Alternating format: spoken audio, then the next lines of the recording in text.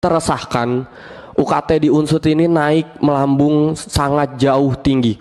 Naik bisa 300-500%. Beras mahal alibinya El Nino. Pupuk mahal alibinya perang Rusia Ukraina. Rupiah nyungsep alibinya dolar menguat. Coba nih, pendidikan mahal alibinya apa? Ayo ngibul aja terus, minimal ada 96 juta orang percaya kok.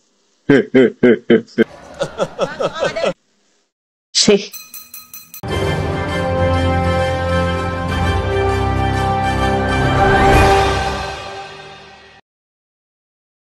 Assalamualaikum warahmatullahi wabarakatuh. Mahasiswa Unsut mengadu ke DPR menyebut UKT naik sampai 500%. Nah, kenaikan UKT ini bukan hanya di Universitas Sudirman saja atau Unsut. Ini hampir seluruh universitas negeri seluruh Indonesia.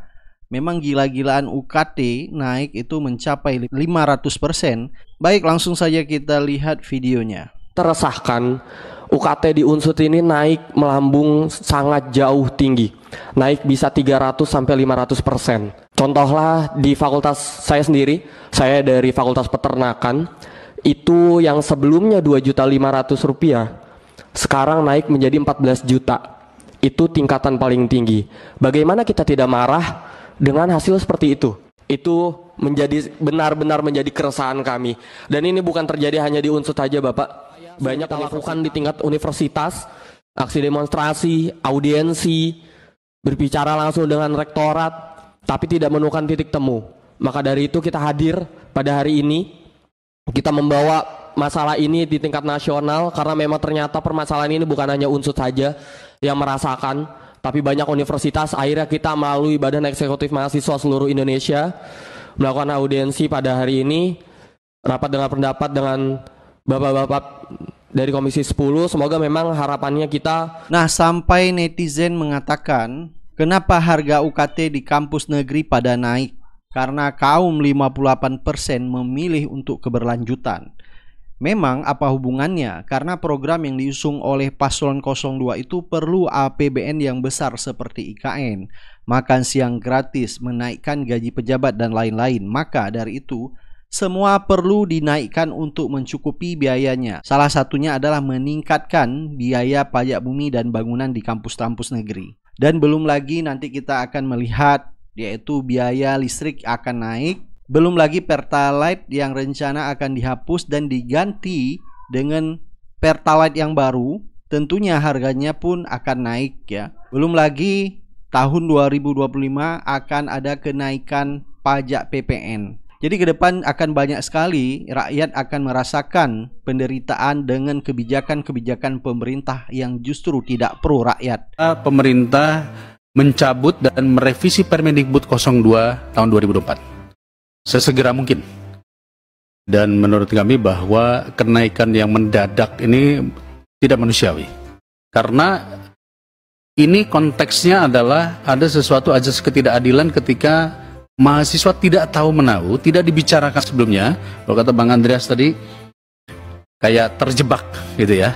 Bayangkan saya punya anak, mau masuk, sudah keterima SBMPTN atau apapun juga, tiba-tiba dikasih tahu, harganya naik 5 kali lipat. Loh kenapa bisa naik? Ya hari Senin sudah naik Pak, maaf Pak, kira-kira gitu. Ini menurut saya menjebak. Jadi oleh karena itu, sekali lagi, ada dua proses. Proses yang pertama, kami membuat panja.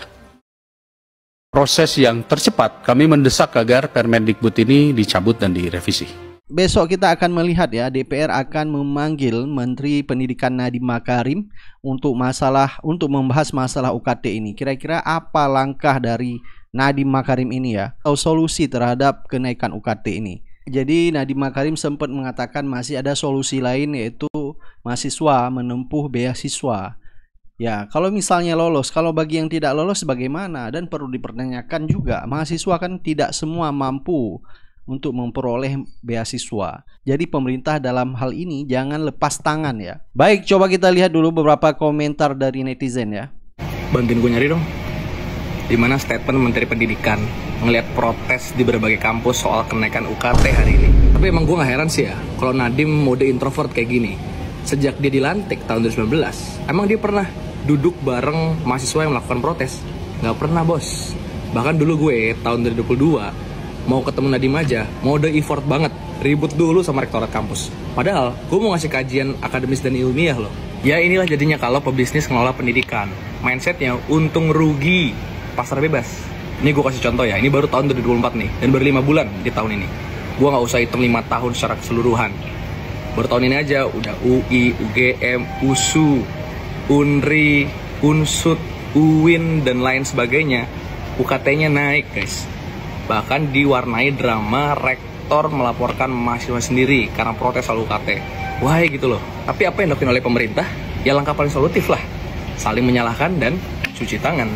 Emang paling enak main pingpong di siang hari itu. Gue coba jelasin deh. Ada 3 pokok permasalahan sehingga membuat UKT itu melonjak naik di berbagai kampus. 3 poin nih. Yang pertama nih, tahun ini Mas Menteri menghadiahkan kita semua dengan Permendikbudristek nomor 2 tahun 2024 tentang standar satuan biaya operasional pendidikan tinggi. Coba lu Google sendiri aja, cari di berita gimana Permendikbud ini menjadi landasan dan menjadi matriks baru untuk tiap kampus menaikkan UKT-nya sendiri. Makanya banyak kampus tuh masih klarifikasinya adalah, loh jangan nyalain kami dong sebagai rektor, salahin kementerian. Kita mah cuma ngikutin peraturan dibuat kementerian aja. Biasa, saling pingpong lagi. Terus kontroversi luar UKT adalah soal IP atau iuran pengembangan institusi yang diberikan kepada mahasiswa jalur mandiri. Yang maksimal dari IP ini adalah 4 kali BKT. Misalnya fakultas gue BKT-nya adalah, atau jurusan gue BKT adalah 20 juta. Terus berarti kalau maksimalnya adalah 80 juta. Itu bisa dikenakan kepada mahasiswa jalur mandiri. Ini namanya pemerasan. Nomor 2 adalah soal PTNBH. Di tahun ini aja udah ada 16 kampus yang jadi perguruan tinggi negeri badan hukum, termasuk kampus gue, Unpad. Kenapa semua kampus sekarang berlomba-lomba jadi PTNBH? Karena PTNBH itu menawarkan otonomi untuk tiap kampus dapat mengelola kampusnya sendiri, mulai dari sumber dayanya, keuangannya, bahkan tenaga pendidiknya. Di kasar ya, tiap rektor nih jadi kayak CEO untuk kampusnya sendiri. Jadi kayak ngelola perusahaan. Bahkan kampus PTNBH itu diperbolehkan nyari uang lewat jalur usaha mandiri. Misalnya kayak lo pengen, kampus tuh pengen bikin mall bisa, pengen bikin konsultan bisa, pengen bikin peternakan bisa, rumah sakit bisa. Tapi fakta di lapangan, banyak kampus justru bukannya bikin usaha mandiri buat nyari duit, malah paling banyak justru dari tuition fee atau UKT mahasiswa. Kenapa? Ya karena paling gampang. Meres dan malakin mahasiswa itu paling gampang dan duitnya easy money lah ibaratnya. Nomor 3 ya adalah komersialisasi pendidikan. Nadim selalu bicara dosa besar pendidikan adalah bullying misalnya, kekerasan seksual misalnya. Bener? Ya gue sepakat. Tapi jangan lupa Mas Menteri, biaya pendidikan yang mahal juga adalah dosa besar Kementerian Pendidikan dan juga Presiden. Orang sampai depresi, nggak bisa bayar kuliah atau nggak bisa lanjut kuliah. Ada yang sampai pinjol, ada yang sampai bunuh diri. Itu juga dosa besar. Masa nggak pernah disebut sih? Apa itu komersialisasi pendidikan? Sederhananya tuh pendidikan tuh jadi kayak komunitas dagang. Kan harusnya pendidikan tuh public goods atau kebutuhan publik yang baik gitu dan harus kemudian jadi tanggung jawab negara. Tapi hari ini kayak pendidikan itu jadi kayak bahan dagangan gitu, jadi kayak jualan kelas. Dan bahkan lulusan-lulusan kampus itu seakan-akan langsung diarahkan untuk menjadi budak-budak perusahaan, budak-budak pasar bebas. Kita kehilangan falsafah keilmuan kita. Wah, kalau ngomongin pendidikan tuh bisa panjang banget ya. Nanti coba kita bikin seriesnya aja secara berkala. Intinya banyak protes kenaikan UKT itu ya tandanya rektor gagal, Nadim gagal, Jokowi juga gagal dalam memberikan pendidikan yang inklusif untuk seluruh rakyatnya. Kalau pendidikan kita konsepnya cuma kayak jualan kelas, apa bedanya pemerintah sama Timothy Ronald sama-sama jualan kelas doang kerjaannya? Juga itu kayaknya banyakan Timothy Ronald yang beli kelasnya. McLaren lu warna apa bos? Beras mahal alibinya El Nino. Pupuk mahal alibinya perang Rusia Ukraina. Rupiah nyungsep alibinya dolar menguat. Coba nih, pendidikan mahal alibinya apa? Ayo ngibul aja terus, minimal ada 96 juta orang percaya kok. Sih. Jadi UKT mahal dari pendukung paslon 02 mengatakan tidak ada sangkut pautnya dengan pemerintah. Jadi sangkut pautnya dengan kampus. Nah, inilah mereka pendukung paslon 02 kurangnya literasi sehingga menganggap bahwa kenaikan UKT adalah kebijakan dari kampus. Padahal jelas kebijakan penentuan besaran UKT juga diatur dalam Permendikbud nomor 25 tahun 2020 yang menyatakan bahwa pimpinan PTN menetapkan besaran UKT untuk mahasiswa dari setiap jalur penerimaan. Jadi ada ikut campur pemerintah terhadap kebijakan kenaikan UKT. 20% ini yang barangkali perlu kita telusuri, perlu kita terus lakukan evaluasi.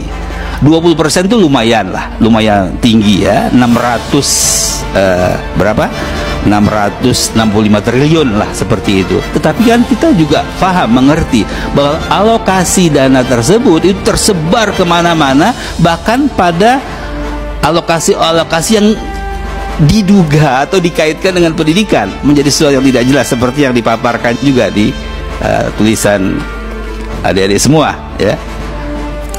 Ini yang barangkali harus kita perjuangkan. Secara teknis kita akan minta nanti Kemendikbud untuk merevisi kembali terkait dengan UKT. Tapi menurut saya mengajak teman-teman semua, mari kita benar-benar perjuangkan agar biaya pendidikan minimal yang 20% ini benar-benar efektif untuk semata-mata pendidikan, bukan dicari-cari jalan yang terkait-kait dengan pendidikan sehingga tidak jelas.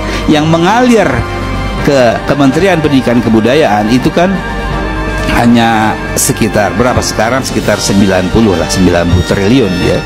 Lalu yang mengalir ke Dirjen Pendidikan Tinggi itu 34 triliun. 34 triliun itu kalau dikaitkan dengan APBN 0,5%, bukan 1% ya, 0,5% saja.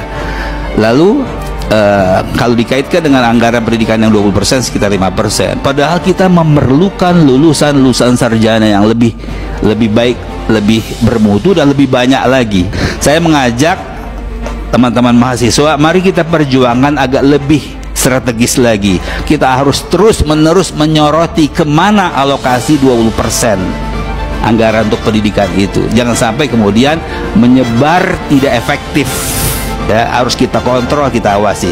Tentu Komisi 10 akan terus-menerus bersama teman-teman agar nanti adik-adik kita, anak-anak kita itu akan mendapatkan pendidikan yang benar-benar bermutu.